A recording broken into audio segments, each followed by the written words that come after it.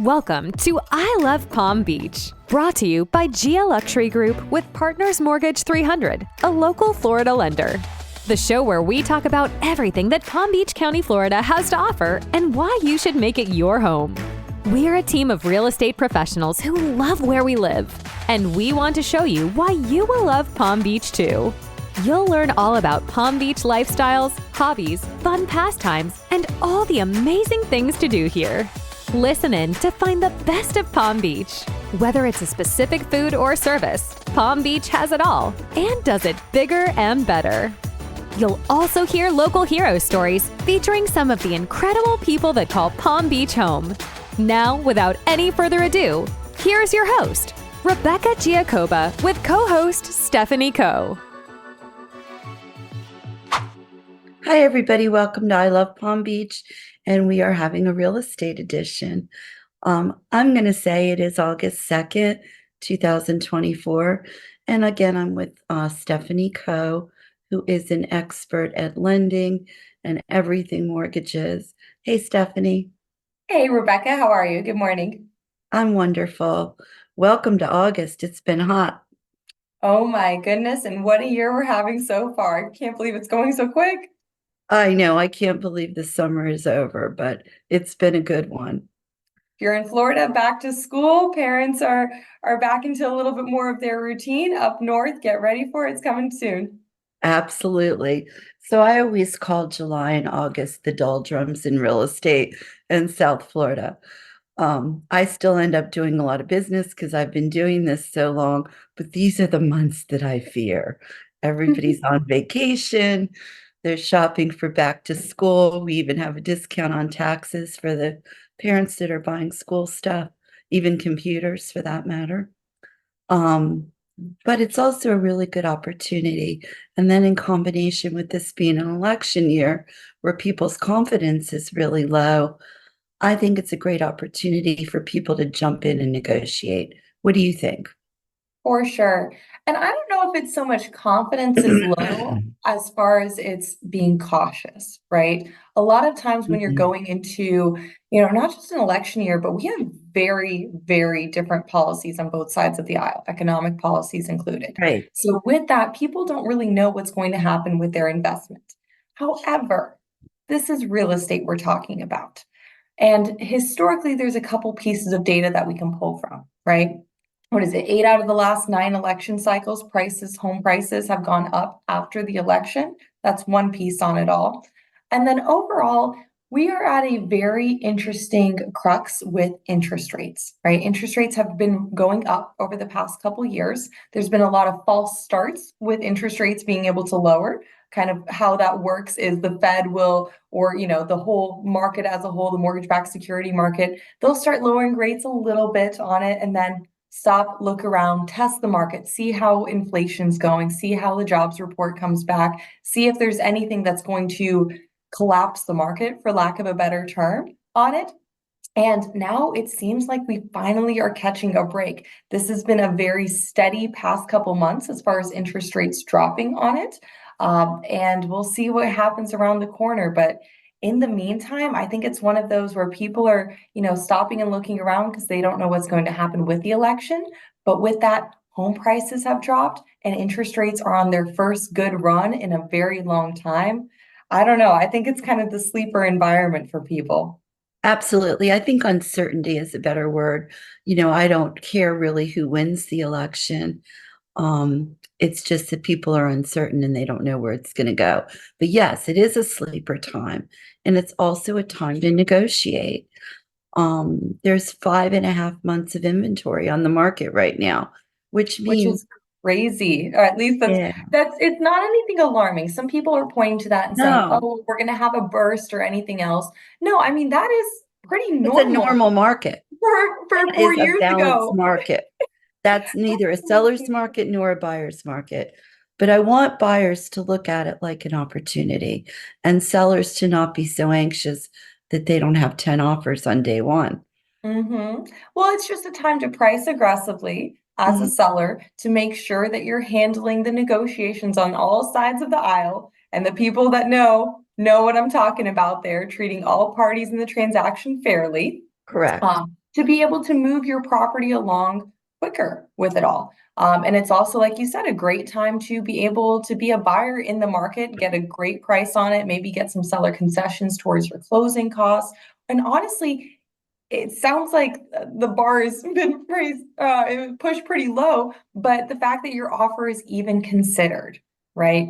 A lot Right. of times over the past, or I should say, over the past couple years, there's been a lot of scenarios where a quote unquote normal American buyer, doing a 3.5, even 10% down scenario, they weren't even considered for an offer. Because there Absolutely. were cash buyers, there were 50% down buyers, there were people that could offer cash and show proof of funds and then do a loan before closing, and just a lot of institutional grade buyers. You had BlackRock buying up a bunch of property, things that the normal Americans couldn't compete with. So the fact that you even have a shot right now and then on top of that have some negotiating power is very powerful, and it's something we haven't seen in years. Then once interest rates drop, because there has been such a kind of like a dam wall that's been put up of all these buyers that couldn't get in over the past couple years. And then once they finally could get in, interest rates were the 7s, the 8%. Now we're finally getting back down to an average in the 6s. That's going to take a lot of those people that have just built up for years and years that want to buy real estate. And once the interest rates go down just enough to where it makes sense, all of that momentum is going to push through. So I feel like that's going to be happening at the very tail end of this year. Most of the time, people don't really buy property around the holidays, right? That August to October, early November is kind of the bulk of it, and then it slows down at the end. So right after the election, there probably won't be a huge push, but the beginning of next year, oh man, I'm just waiting to see what's going to happen there. And when there's a bunch of demand that re-enters, prices go back up. So this is a very unique window from what we're seeing inside of the market. I know. Let's use, for example, the couple you and I closed a couple weeks ago. They had been looking for over a year, if you recall, and Yeah. we just couldn't get an opportunity for them. They took advantage of this market. They got a little bit lower on the price. We even had an appraisal discrepancy. Sellers came down, and we got that to closing in under 30 days.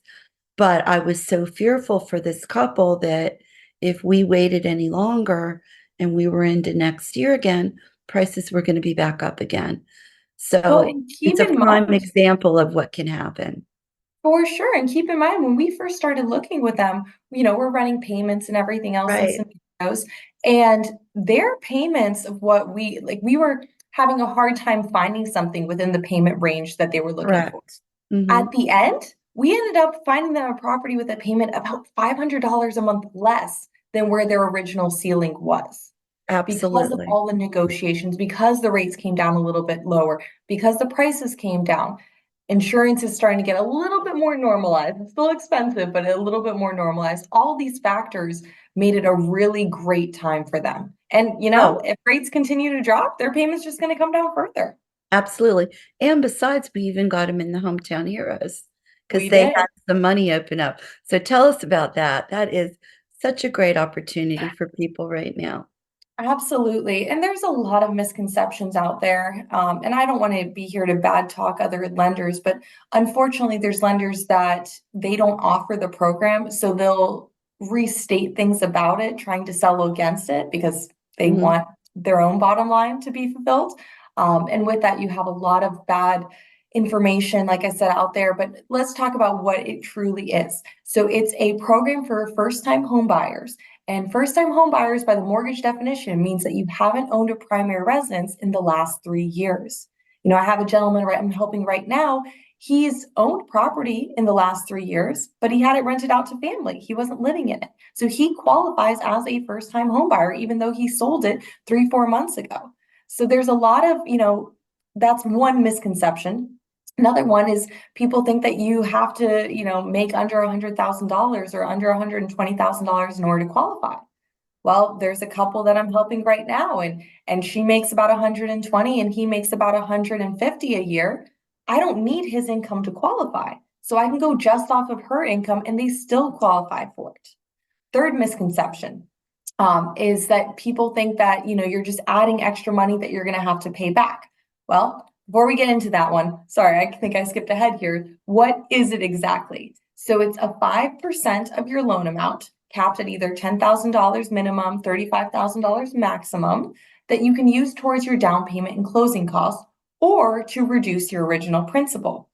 All that being said is you can use it to come out of pocket less money, right? And in that scenario, you are going to owe a little bit more money than you would have at a, a 3.5% down loan. Instead of only owing the 96.5%, you might owe the bank 100% of whatever the mortgage or the value of the property is. Yes, but you barely came out of pocket anything. That's the trade-off there. Other scenarios, and this is where the misconception lies, is people think that, okay, you have to do it that way. This couple that I talked about, they're well off financially. They've done a great job. They're a young couple that's made great decisions career-wise on everything.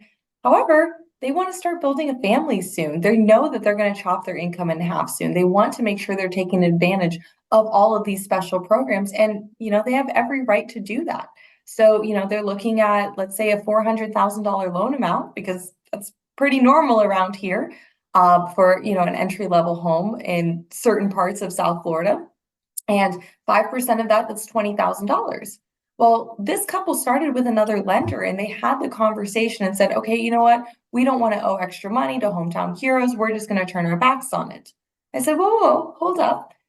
Instead of just taking out a $400,000 mortgage, and we're going to just use round numbers, for example, at a 7% interest rate, why not take out a $380,000 mortgage and change and a separate $20,000 slice at 0% rate? So that second mortgage that you're taking out is zero interest, zero payment. So you can just use it to chop up the amount that you would have originally owed.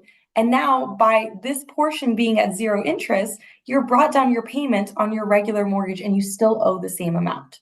So you can use it in any sort of way. It's a great program. You either, reincorporate it when you do a refinance down the road, or you pay it back whenever you sell the home. There's nothing pushing you to sell or to pay it back anytime sooner. You don't have a balloon payment or some of the features that you'll see in other kind of scarier down payment assistance programs. It has great interest rates. You don't have to pay any doc stamps, so it saves you on your closing costs in addition to everything else. It caps how much the lender can charge you. There's no points for your interest rate. It's a great, great program. So sorry, that was a lot, but there's a lot to it. Yeah, it is. And I think you cleared up all the misconceptions. People think you have to keep the home for 30 years and you can't sell it. You couldn't rent it out if for some reason circumstances changed. There's a lot of things that are wrong that people don't understand. It's essentially getting some free money. And I don't know why everybody wouldn't do it. Remind me again, what's the cap on the purchase price for homes? So think of it this way, and it's all going to vary by county and everything else. So I don't want to get into that too much because it's also going to vary by if it's an FHA or conventional or whatever. But when you talk about $10,000 to $35,000, that means that there's people out there with a $700,000 loan amount that can get Hometown Heroes. So it's a very generous program in either direction. It also works very well at the lower end homes as well. Manufactured home is fine with it. Actually, Hometown Heroes just changed it. It used to be that you had to have a 640 credit score for any of it. And then manufactured homes, you used to have a 660 credit score. Now they incorporated the manufactured into that 640 as well. That's a very recent change a couple days ago.